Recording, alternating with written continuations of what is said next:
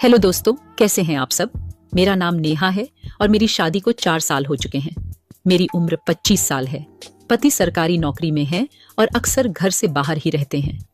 हमारी शादी को 4 साल बीत चुके हैं, लेकिन हमारे अभी तक कोई संतान नहीं हुई। शायद इसलिए कि वे मुझे समय नहीं देते। शादी के शुरुआती दिनों में सब कुछ ठीक था, लेकिन धीरे धीरे दूरियां बढ़ती गईं। अब तो हफ्तों बीत जाते हैं और मुझे उनसे कोई अपनापन ही महसूस नहीं होता। शुरू शुरू में मैं इस बदलाव को समझ नहीं पाई थी, पर अब तो आदत सी हो गई है। दिन भर घर के कामों में व्यस्त रहती हूँ और रात को अकेले ही करवटें बदलते बदलते सो जाती हूँ। कोई चाहत, कोई ख्वाहिश नहीं, कोई साथ निभाने को भी नहीं। पर अब यह खालीपन मेरे अंदर तक समाने लगा था। ससुर जी हमेशा से ही शांत स्वभाव के थे। पति के बिना भी वे मेरा हर काम कर देते। कभी कभी तो मुझे ही संकोच हो जाता। मेरे लिए रोज चाय बनाना, हल्का सा खांसते हुए पानी मांगना या फिर रात में आंगन में बैठकर बातें करना, सब अब रोजमर्रा का हिस्सा बन गया था। उस दिन सुबह की हल्की ठंडी हवा बदन को सहला रही थी।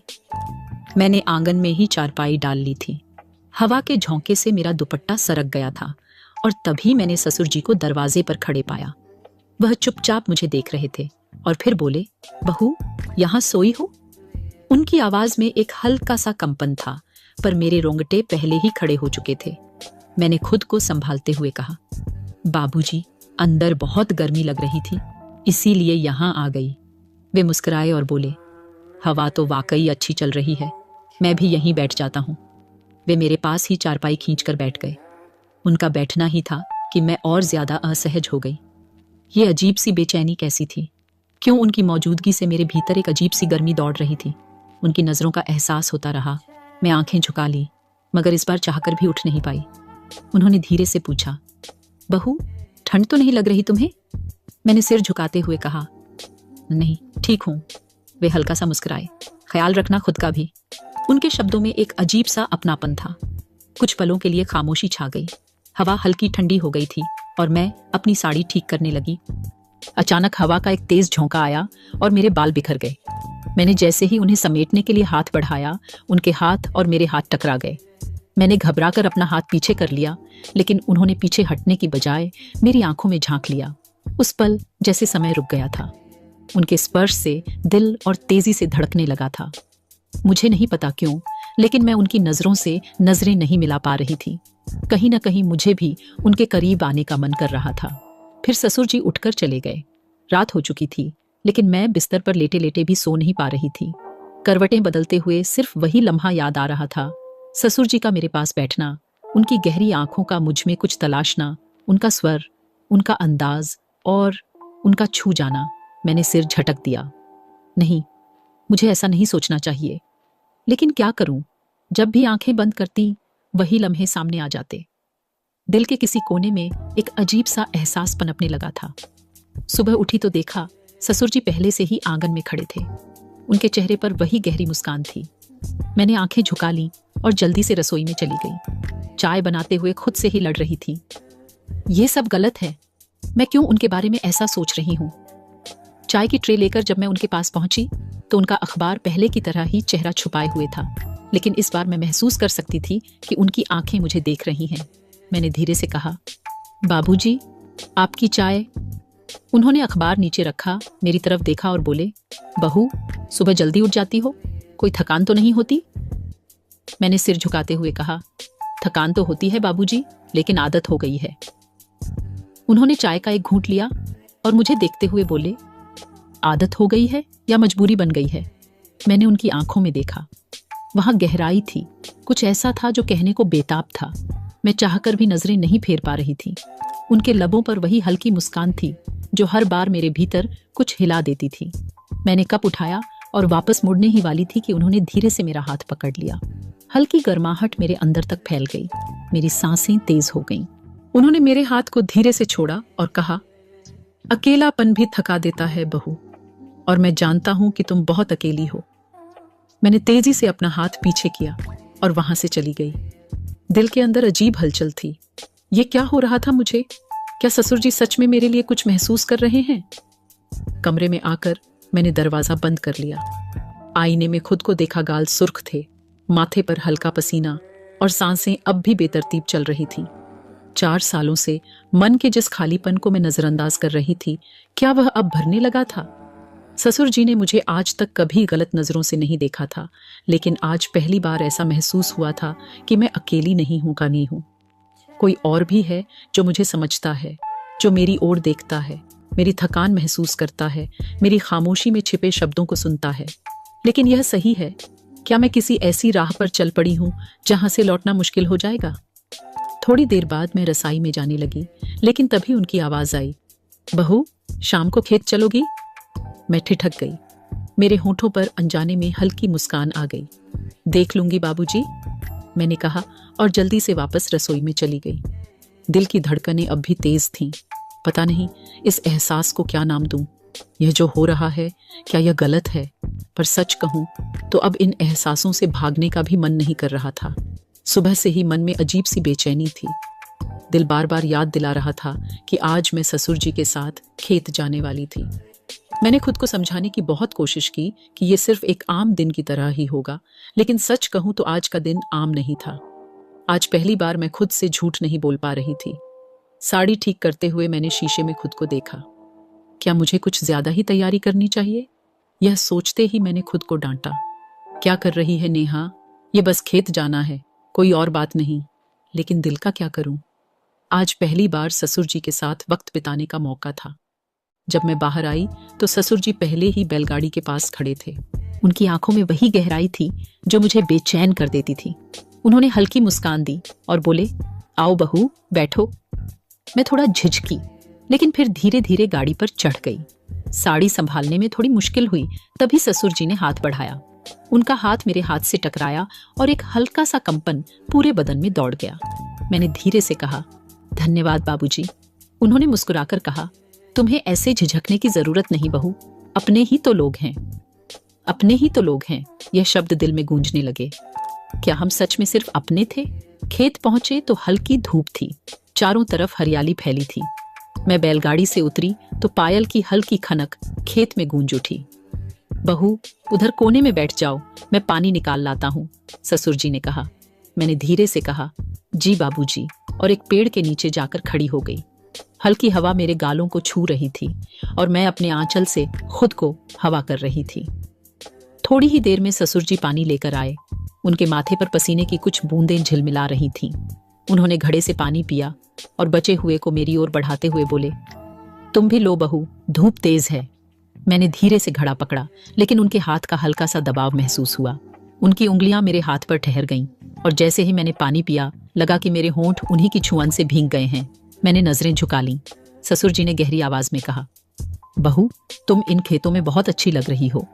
मेरी धड़कनें तेज हो गईं। मैंने नजरें फेरते हुए कहा, ऐसा क्यों कहते हैं बाबूजी? उन्होंने हल्के से मुस्कुराकर कहा, जो सच है वही कह रहा हूं, कभी कभी सच्चाई भी कहनी पड़ती है। मैंने घबराकर दुपट्टे को अपने कंधे पर और कस लिया, पर मैं खुद को यह यकीन नहीं दिला पा रही थी कि जो मैं महसूस कर रही हूं वह गलत है। तभी एक झोंका आया और हवा ने मेरी साड़ी को हल्का सा सरका दिया। मैंने जल्दी से साड़ी को ठीक करने के लिए हाथ बढ़ाया, लेकिन तभी ससुर जी ने भी अपना हाथ बढ़ाया, शायद मेरी मदद करने के लिए। हमारी उंगलियां फिर से टकराईं। एक हल्की सी सिहरन मेरे बदन में दौड़ गई। मैंने नजरें झुका लीं, लेकिन अंदर कुछ अजीब सा महसूस हो रहा था। ससुर जी ने हल्का सा मुस्कुराकर मेरे हाथ से पल्लू पकड़कर ठीक कर दिया। उनकी उंगलियों का हल्का स्पर्श मेरी त्वचा को और भी गर्म कर गया था। मैंने धड़कते दिल से कहा, बाबूजी, मैं देखती हूँ सब्जी ठीक से बनी है या नहीं।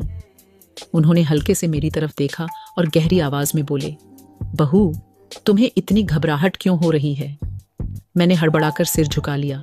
कुछ कहना चाहा, लेकिन होंठ सूख गए थे। सच बताने की हिम्मत नहीं थी, पर छुपाने की ताकत भी नहीं। जैसे जैसे दिन बीत रहा था, मैं ससुर जी के पास होते हुए भी खुद को उनके करीब महसूस कर रही थी। उनका साथ, उनकी बातें, उनके हल्के फुल्के स्पर्श, सब कुछ मुझे धीरे धीरे अपनी तरफ खींच रहे थे। शाम तक मेरे अंदर एक अजीब सी हलचल मची रही। क्या ये सच में सिर्फ एक बहू का अपने ससुर के लिए आदर था, या फिर मेरे अंदर कोई नई चाहत जाग रही थी? शाम हो चुकी थी। खेत में सूरज ढलने लगा था। हल्की हवा चल रही थी, पर मेरे भीतर अजीब सी गर्मी भरी थी। ससुर जी की वो छुआन, उनकी नजरों की गहराई, उनकी बातें, सब मन में कहीं अटक गया था। बैलगाड़ी तैयार थी और मैं साड़ी ठीक करते हुए उसके पास पहुंची। चढ़ने में मुश्किल हो रही थी, तभी ससुर जी ने हाथ बढ़ाया। आओ बहू, मैं मदद कर दूं? उनकी आवाज धीमी थी, पर उसमें कुछ ऐसा था जो दिल की धड़कनें तेज कर गया। मैंने थोड़ा झिझकते हुए अपना हाथ आगे बढ़ाया। जैसे ही उनकी मजबूत उंगलियों ने मेरा नाजुक हाथ थामा, एक अजीब सी गर्मी मेरी नसों में दौड़ गई। मैंने जल्दी से बैलगाड़ी में बैठते हुए कहा, धन्यवाद बाबूजी। ससुर जी हल्का सा मुस्कुराए और मेरी तरफ देखकर बोले, तुम बहुत जल्दी घबरा जाती हो बहू। मैंने नजरें झुका लीं। क्या वो मेरे मन की हलचल को पढ़ चुके थे? रास्ता सुनसान था, दूर दूर तक कोई नहीं था। बैलगाड़ी धीरे धीरे हिलती हुई चल रही थी। मैं एक तरफ बैठी थी और ससुर जी दूसरी तरफ। रात की हल्की ठंडक में हवा मेरे गालों को छू रही थी, लेकिन मेरा बदन किसी और वजह से गर्म था। ससुर जी की मौजूदगी से, उनकी निगाहों की तपिश से कुछ देर बाद बैलगाड़ी थोड़ा झटका खाकर रुकी। मैं हल्के से लड़खड़ा गई और ससुर जी का हाथ अचानक मेरी कमर पर आ गया। संभल कर बहू, उन्होंने घबराते हुए कहा, लेकिन मेरा दिल तो पहले ही तेज धड़कने लगा था। उनका हाथ मेरी कमर से कुछ पलों तक सटा रहा। मैंने नजरें झुका लीं, पर मेरी सांसें तेज हो चुकी थीं। उन्होंने धीरे से हाथ हटाया और गहरी आवाज में कहा, तुम बहुत मासूम हो बहू। मेरी उंगलियां मेरी साड़ी के पल्लू को कसकर पकड़ चुकी थीं। क्या मैं भी अब खुद को रोक नहीं पा रही थी? जब हम घर पहुंचे तो अंधेरा हो चुका था। ससुर जी बैलगाड़ी से उतरकर मेरी तरफ बढ़े। आओ बहू, आराम कर लो, बहुत थक गई होगी, उन्होंने हल्के से कहा। मैंने सिर झुकाया और धीरे से कहा, जी बाबूजी। लेकिन जब मैं अंदर जाने लगी तो एक बार फिर उनके हाथ ने मेरा पल्लू हल्के से थाम लिया। मेरे कदम वहीं रुक गए, दिल जोरों से धड़कने लगा। बहू, उनकी आवाज धीमी थी, लेकिन उसमें कुछ था जो अंदर तक महसूस हो रहा था। मैंने धीरे से सिर घुमाया। हम दोनों की आंखें मिलीं और इस बार मैंने नजरें नहीं झुकाईं। कुछ तो था जो अधूरा रह गया था, कुछ तो था जो अब खुलकर सामने आने वाला था। कमरे में आकर मैं बिस्तर पर बैठ गई, लेकिन दिल अभी भी बैलगाड़ी के उसी पल में अटका हुआ था। ससुर जी का मेरा पल्लू पकड़ना, उनकी गहरी नजरों का मेरी आंखों में उतर जाना, सब कुछ जैसे रुक सा गया था। मैंने धीरे से अपनी कलाई छुई, जहां उन्होंने हल्के से स्पर्श किया था। वो छुआन अब भी महसूस हो रही थी। ये क्या हो रहा है मुझे? मैंने खुद से कहा। 4 सालों की तन्हाई ने शायद मुझे इस मोड़ पर ला खड़ा किया था। पति से कोई अपनापन नहीं मिला और अब दिल किसी और तरफ खींचने लगा था। मैं करवट लेकर लेट गई, आंखें बंद करने की कोशिश की, लेकिन दिमाग में ससुर जी का चेहरा घूमने लगा। उनका वो हल्का मुस्कुराना, उनकी बातों में छिपा एहसास और उनका मेरे करीब आना। तभी दरवाजे पर हल्की दस्तक हुई। बहू, सो गई क्या? ससुर जी की आवाज थी। मैं घबरा गई, लेकिन खुद को संभालते हुए उठी और दरवाजा खोला। सामने वही आंखें, वही गहराई। बाबूजी, इतनी रात को? मैंने धीमे स्वर में कहा। उन्होंने हल्की आवाज में कहा, सो नहीं पाया, तुमसे कुछ बात करनी थी। मेरे हाथ ठंडे पड़ गए, दिल जोर जोर से धड़कने लगा। जी कहिए, मैंने खुद को संभालते हुए कहा। ससुर जी कुछ पल चुप रहे, फिर धीमे से बोले, बहू, उनकी आवाज में गंभीरता थी, तुम बहुत अकेली हो, है ना? मैंने धीरे से सिर झुका लिया। इतने दिनों से जो महसूस कर रही थी, उसे अब छिपाने का कोई फायदा नहीं था। उन्होंने कहा, मैं जानता था, लेकिन मैं देखना चाहता था कि तुम सच में कितनी मजबूर हो। मैंने चौंक कर उनकी ओर देखा, तो यह सब एक परीक्षा थी? बहू, उन्होंने आगे कहा, मैंने सोचा कि शायद तुम्हें किसी के सहारे की जरूरत है, लेकिन तुम्हें मेरे नहीं, अपने पति के सहारे की जरूरत है। मेरी आंखों में हल्की नमी उतर आई। सच तो यही था जिसे मैं खुद से भी छिपा रही थी। तुम्हारी जगह मेरे पास नहीं है बहू, ससुर जी ने स्नेह से कहा। तुम्हारी जगह मेरे बेटे के पास है, और अब मैं उसे बताऊंगा कि उसने कितना बड़ा अन्याय किया है तुमसे। अगली सुबह ससुर जी ने अपने बेटे को बुलाया। जब वह गांव लौटा तो ससुर जी ने उसे अपने पास बैठाया और गंभीर स्वर में कहा, बेटा, क्या तुमने कभी सोचा है कि तुम्हारी पत्नी किस हाल में जी रही है? पति ने चौंककर मेरी ओर देखा। क्या मतलब बाबूजी? ससुर जी बोले, वह 4 साल से तुम्हारे इंतजार में बैठी है, लेकिन तुम्हें तो बस अपनी नौकरी से प्यार है। क्या शादी का मतलब सिर्फ नाम का रिश्ता होता है? पति ने सिर झुका लिया। शायद पहली बार उसे अपनी गलती का एहसास हुआ था। अगर तुमने अब भी अपनी पत्नी का साथ नहीं दिया, तो एक दिन वह सच में अकेली हो जाएगी, ससुर जी ने कहा। अब फैसला तुम्हारे हाथ में है, या तो अपने रिश्ते को बचा लो या फिर उसे यूं ही तड़पता छोड़ दो। पति ने कुछ देर सोचा, फिर मेरी ओर देखा। मेरे चेहरे पर उम्मीद थी लेकिन डर भी था। फिर उन्होंने ससुर जी के पैर छुए और बोले, बाबूजी, आप सही कह रहे हैं। मैं अब से नौकरी छोड़ दूंगा और अपनी पत्नी के साथ रहूंगा, खेत संभालूंगा, लेकिन अब इसे अकेला नहीं छोड़ूंगा। कुछ महीनों बाद सब कुछ बदल चुका था।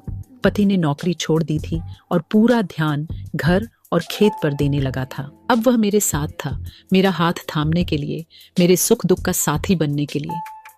धीरे धीरे मैं भी बदलने लगी। अब मैं अकेली नहीं थी, अब मेरी दुनिया पूरी हो चुकी थी। कुछ सालों बाद हमारी गोद भी भर गई। एक नहीं, 2 बेटों के साथ हमारा परिवार संपूर्ण हो गया। ससुर जी हमें देखकर मुस्कुराते थे। उन्होंने न सिर्फ एक ससुर का बल्कि एक पिता का भी फर्ज निभाया था। उन्होंने मेरे अकेलेपन को पहचाना, लेकिन मुझे गलत राह पर जाने से भी बचाया। आज जब मैं पीछे मुड़कर देखती हूँ तो एहसास होता है कि एक ससुर अगर चाहे तो अपनी बहू की जिंदगी संवार सकता है। यह कहानी एक अच्छे ससुर की मिसाल है, जिसने अपनी बहू की भावनाओं को समझा और उसे सही राह दिखाई। दोस्तों, इस कहानी से हमें एक बहुत बड़ी सीख मिलती है। एक पत्नी को सिर्फ पति के नाम की जरूरत नहीं होती, बल्कि उसके साथ, उसके प्यार और उसके समय की जरूरत होती है। जब एक औरत शादी करती है तो वह यह उम्मीद नहीं करती कि उसका पति उसे महंगे तोहफे देगा या ऊंचे महलों में रखेगा। वह बस यह चाहती है कि उसका पति उसे समझे, उसे वक्त दे और उसे महसूस कराए कि वह अकेली नहीं है। लेकिन जब पति अपनी पत्नी को नजरअंदाज करने लगे, उसे अकेला छोड़ दे, तो वह प्यार और अपनापन कहीं और तलाशने लगती है। कई बार ऐसा होता है कि उसे कोई और समझने वाला मिल जाता है, कोई और जो उसकी तन्हाइयों को बांट ले, और यही वह मोड़ होता है जहां रिश्ते बिखरने लगते हैं। इसलिए सभी पतियों से मेरी एक ही गुजारिश है, अपनी पत्नी को सिर्फ पत्नी न समझें, उसे अपना जीवन साथी मानें, उसे समय दें, उसकी भावनाओं को समझें और सबसे जरूरी बात, उसे वो प्यार दें जो उसे सिर्फ आपसे मिलना चाहिए। अगर आपको यह कहानी पसंद आई हो तो लाइक, शेयर और कमेंट जरूर करें। अगर आप ऐसी और कहानियां पढ़ना चाहते हैं तो हमारे पेज को सब्सक्राइब करें और नोटिफिकेशन ऑन कर लें। याद रखिए, रिश्ते प्यार से ही चलते हैं और जहां प्यार नहीं, वहां खालीपन रह जाता है। धन्यवाद।